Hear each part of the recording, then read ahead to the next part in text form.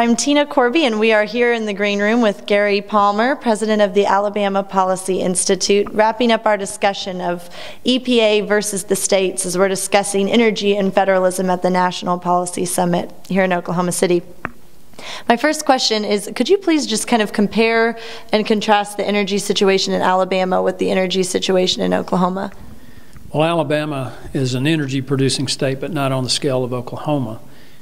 We have something that Oklahoma doesn't have, and that is a coastline, and we have a large amount of natural gas and oil offshore, but we've also got shale oil and natural gas from shale in the Floyd Neal deposit. So Alabama is an energy-producing state, but we're most noted for our coal. We're a substantial coal-producing state.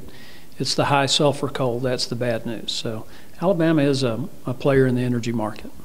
What would a well-regulated energy industry look like in your state? Well, it'd be a market-oriented industry with a reasonable regulatory environment that had kept in mind public interest, but at the same time did not impose ridiculous restrictions on the ability to extract our energy resources. That's extremely important for as anyone would know, for economic growth, is access to energy. Steve Moore, who's economics writer for the Wall Street Journal, one of their editorial writers, has pointed out because of the influx of new energy options through fracking and that sort of thing, natural gas prices are at historic lows. And that has actually stimulated manufacturing. We're about to see a renaissance in manufacturing because energy prices are coming down. So the more we can tap into our energy resources and the more opportunities we have to lower energy costs, it's going to make it easier for businesses to get started, and particularly in manufacturing. And that's already hinting at an answer to my last question, but why does this matter to individual Americans and not just to those of us in the policy world?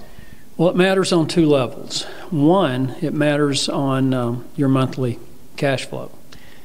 In the last decade, as a percentage of disposable household income, that is income after taxation, energy costs have doubled.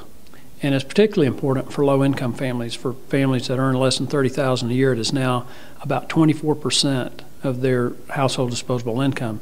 So if we could lower energy prices, it's going to have a big beneficial impact for low-income families, and particularly for senior citizens. There's 25.3 million households in the United States where the occupants are over 65. They're on a fixed income. So by lowering energy prices, you could in effect increase their Social Security benefits, at least stretch them out. And then on the other side of the equation, as for those under 65 who are still working, it means jobs. It means better paying jobs.